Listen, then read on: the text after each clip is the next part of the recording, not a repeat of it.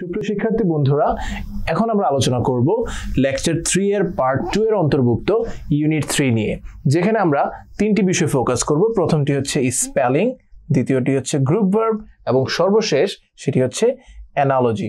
তাহলে চলো স্পেলিং এর আলোচনা শুরু করা যাক। প্রথম যে শব্দটি রয়েছে সেটি হচ্ছে বুকেই। এর মানে হচ্ছে ফুলের তোড়া, যেটির মাধ্যমে আমরা কাউকে শুভেচ্ছা বা অভিনন্দন জানাই। দ্বিতীয় যেটি ওয়ার্ডটি রয়েছে সেটি হলো ডিপ্রেশন। এখানে ডাবল এস রয়েছে। মনোযোগ সহকারে তোমাকে শব্দগুলো বারবার লিখতে হবে। যত বেশি লিখবে, যত বেশি চর্চা করবে, তত সেগুলো তোমাদের মনে থাকবে। আর ডিপ্রেশন নিয়ে আমার একটি সাজেশন হলো যে তোমরা এই স্পেলিংগুলো নিয়ে ডিপ্রেসড হবে না, বরং বারবার চর্চা করার মাধ্যমে নিজেদেরকে অপ্রতিদ্বন্দ্বী করে তুলতে হবে। Okay, the next one is diarrhoea.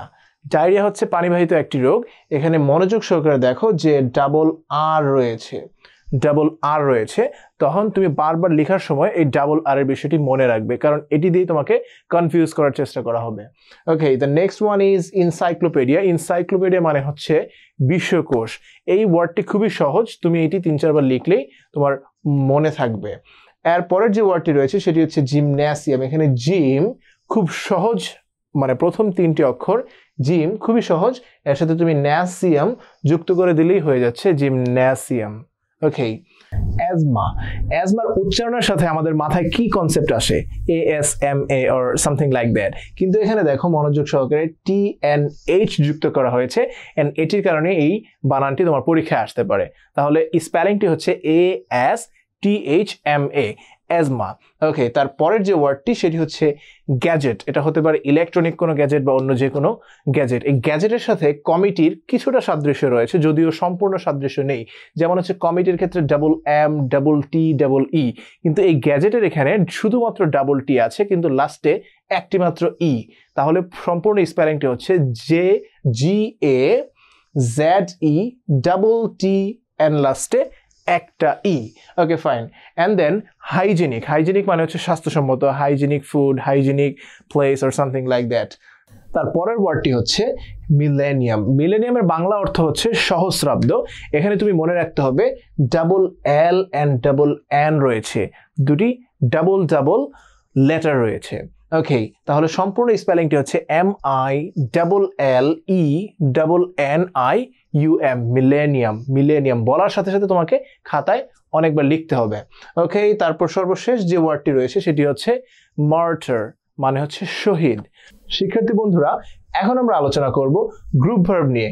Group ভার্বের মধ্যে একটি মূল ভার্ব থাকবে এবং সাথে এক বা একাধিক প্রিপোজিশন থাকতে পারে।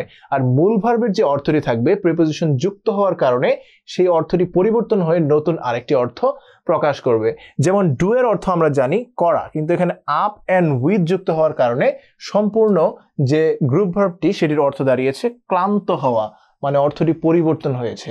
তাহলে আমরা উদাহরণটি দেখতে পাচ্ছি যে I am done up with journey.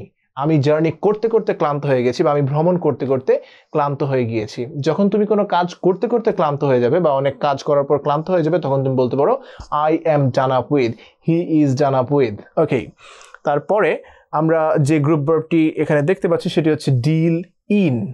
Deal in মানে হচ্ছে ব্যবসা বা do business. He deals in rice, সে চালের ব্যবসা করে। এর পরবর্তী যে গ্রুপ ভার্ব সেখানে দেখো ডিল উইথ। মূল ভার্বটি একই রয়েছে, শুধুমাত্র প্রিপোজিশনটিতে পরিবর্তন আসার কারণে অর্থটি পরিবর্তন হয়েছে। আর ডিল ইন কোনো বস্তুর সাথে হবে, সেটি কোনো ব্যক্তির সাথে হবে না, কিন্তু ডিল উইথ কোনো ব্যক্তির সাথে হবে বা কোনো পার্সনের সাথে হবে, এবং সেটির দ্বারা তোমার ব্যবহার, আচার আচরণ সেই জিনিসটি প্রকাশ পাবে। তাহলে উদাহরণটি দেখলে তোমরা কনসেপ্টটা অনেক ক্লিয়ার হয়ে যাবে। হি ডিলস ইন রাইস, সে চালের ব্যবসা করে, but he does not deal well with his customers, মানে হচ্ছে সে তার খরিদ্দারদের বা ক্রেতাদের সাথে, কাস্টমারদের সাথে ভালো ব্যবহার করে না। সে চালের ব্যবসা করে, কিন্তু সে তার খরিদ্দার বা ক্রেতা যারা রয়েছে তাদের সাথে সে ভালো ব্যবহার করে না। ওকে, নেক্সট ড্র অ্যাওয়ে, যার অর্থ হচ্ছে অন্যদিকে ফিরানো। My attention was drawn away by a noise. একটি নয়েজের মাধ্যমে বা একটি কোলাহলের কারণে আমার যে মনোযোগ রয়েছিল, যে মনোনিবেশ আমি করেছিলাম, সেটি অন্যদিকে ফিরে গিয়েছিল বা অন্যদিকে চলে গিয়েছিল। তারপরের যে গ্রুপ ভার্বটি রয়েছে সেটি হচ্ছে ড্র ইন। এখানে দেখো মূল ভার্বটি এক রয়েছে, কিন্তু প্রেপোজিশনে পরিবর্তন করার কারণে অর্থটি পরিবর্তন হয়েছে। এর অর্থ হচ্ছে সংকুচিত করা, কোনো কিছু কমিয়ে আনা বা হ্রাস করা। তোমার বাবা বা তোমার বড় ভাই তোমাকে বলতে পারে তোমার হাত খরচ অনেক কমাতে হবে বা তোমার উচিত হাত খরচ কম করা। তখন তোমার ভাই এটা বলতে পারে যে try to draw in your expenditure, তোমার যে খরচ আছে সেটাকে সংকুচিত করো, সেটাকে কমিয়ে আনো, সেটাকে হ্রাস করো। ওকে, তারপরে দেখতে পাচ্ছ ড্র ডাউন অর্থ হচ্ছে অর্জন করা। কেউ যদি একটা ভালো স্পিচ দেয়, ভালো একটা বক্তব্য দেয়, তখন সেটি মানুষের হাততালি উল্লাস অর্জন করে থাকে, বা হচ্ছে মানুষ তাকে অনেক বাহবা দেয়, সে নিজে অনেক ভালো প্রাউড ফিল করে। সেই উদাহরণটা এখানে দেওয়া হয়েছে, his speech draw down loud cheers and claps, অনেক লাউড একটি উল্লাস সে অর্জন করেছিল এবং হাততালি অর্জন করেছিল। ওকে, দেন ড্র আপ, প্রস্তুত বা তৈরি করা। The petition was draw up by me, আবেদনপত্রটি আমি তৈরি করেছিলাম বা আমার দ্বারা তৈরি করা হয়েছিল। এখানে প্যাসিভ ইউজ করা হয়েছে। তারপরে দেখতে পাচ্ছ যে ড্র টু, মূল ভার্ব কিন্তু একটাই রয়েছে, শুধুমাত্র পরিবর্তন হচ্ছে প্রেপোজিশনগুলোতে। ড্র টু এর অর্থ হচ্ছে আকৃষ্ট হওয়া। The young man was very much draw to the beautiful girl, সুন্দরী মেয়েটির প্রতি সেই তরুণ ব্যক্তি বা সেই ইয়াং ম্যানটি অনেক বেশি আকৃষ্ট ছিল। ওকে, দেন ডু অ্যাওয়ে উইথ, লোপ করা, কোনো কিছু হ্রাস করা বা কোনো কিছু বিলুপ্ত করা, এই ধরনের ক্ষেত্রে আমরা ডু অ্যাওয়ে উইথ ব্যবহার করতে পারি। ডাউরি সিস্টেম, এটা আমাদের দেশ থেকে আমরা চেষ্টা করছি লোপ করার জন্য, মানে হচ্ছে যৌতুক প্রথার কথা বলছি। তাহলে আমরা বলতে পারি dowry system should be done away with, dowry system should be done away with, corruption should be done away with, bribe system should be done away with। তারপর হচ্ছে do into, যখন আমরা একটি ভাষা থেকে অন্য একটি ভাষায় অনুবাদ করব তখন আমরা বলতে পারি do into। Okay, do this English passage into Bengali, এখানে আমরা দুটি ভাষা দেখতে পাচ্ছি, Bengali and English।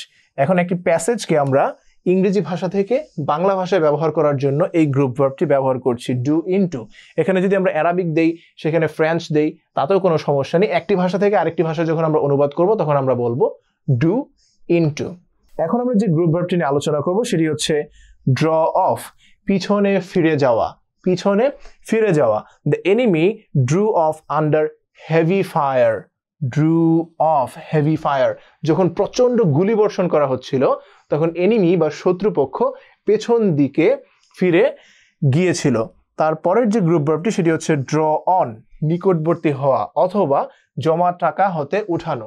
এখানে দুটি অপশন রয়েছে তোমার হাতে, এটা কখনো কখনো তোমার জমা টাকা থেকে টাকা তোলার মিনিংটা দিবে, আবার কখনো কখনো কোনো একটা কাজ, কোনো একটা অকেশন বা কোনো একটা ইভেন্ট অনেক নিকটবর্তী সেটা বোঝানোর জন্য তুমি ড্র অন ব্যবহার করতে পারো। যেমন the final examination is drawing on, মানে হচ্ছে তোমার ফাইনাল এক্সাম খুবই নিকটবর্তী, তোমার দরজায় নক করছে, নকিং অ্যাট ইউর ডোর, তখন তুমি বলতে পারো ড্রয়িং অন। অথবা তুমি যখন তোমার জমা টাকা থেকে টাকা তুলবে তখন তুমি বলতে পারো I had to draw on my bank or money from my bank account. তারপরের যে গ্রুপ ভার্বটি রয়েছে সেটি হলো ডু ফর, কাজে লাগা।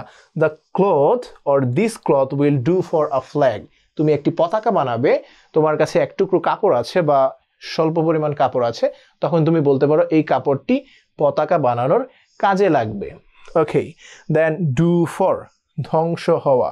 Do for I am done for my wrong decision. অনেক সময় এরকম হয় যে আমরা একটি ছোট ভুল ডিসিশন গ্রহণ করার কারণে আমাদেরকে অনেক সাফার করতে হয়, অনেক কিছু আমাদেরকে হারাতে হয়। সেই ধরনের সিচুয়েশনে যদি তুমি পড়ো তখন বলতে পারো I am done or I have been done for my wrong decision। এই একই জিনিস দেখো, do up, মূল ভার্বটি এক রয়েছে কিন্তু প্রিপোজিশনে চেঞ্জ এসেছে, যার অর্থ হচ্ছে গোছানো। She is to do up your room every day।